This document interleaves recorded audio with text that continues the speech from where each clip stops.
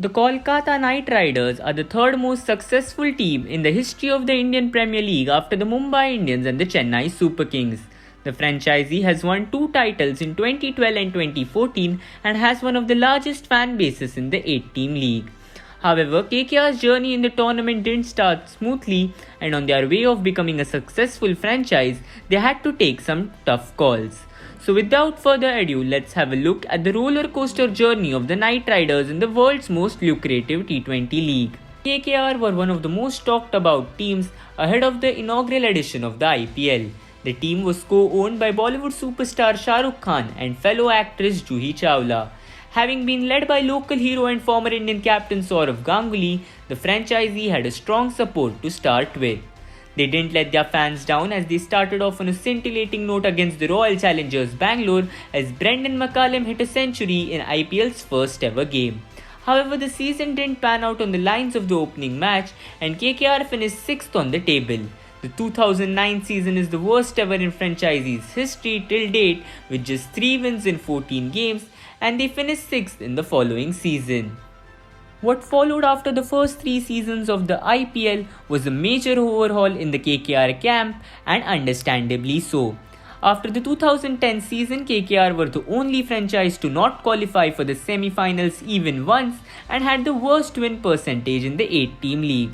The franchisee appointed Venki Mysore as their CEO and constructed a squad with an entirely new set of players. The most controversial decision though was releasing the Prince of Kolkata, Sourav Ganguly, and not buying him in the auction, and the city of Kolkata was furious with the decision. But Mysore was firm and had a crystal clear vision in his plans, backing Gautam Gambhir, the costliest buy in the 2011 auction, to take the team to newer heights. Gambhir led the team to the playoffs in 2011 and in the following season led them to their first ever IPL title after defeating two-time defending champions Chennai Super Kings in the final. 2 seasons later, KKR had another victorious IPL campaign with Robin Uthappa scoring over 600 runs and playing a lead role along with other core group of players which included Shakib Al Hasan, Yusuf Pathan and Piyush Chawla. One player who played a vital role in this triumph was mystery spinner Sunil Narine, who was bought by the team in the 2012 auction. And in his first 3 seasons, Narine picked over 20 wickets in each of the seasons.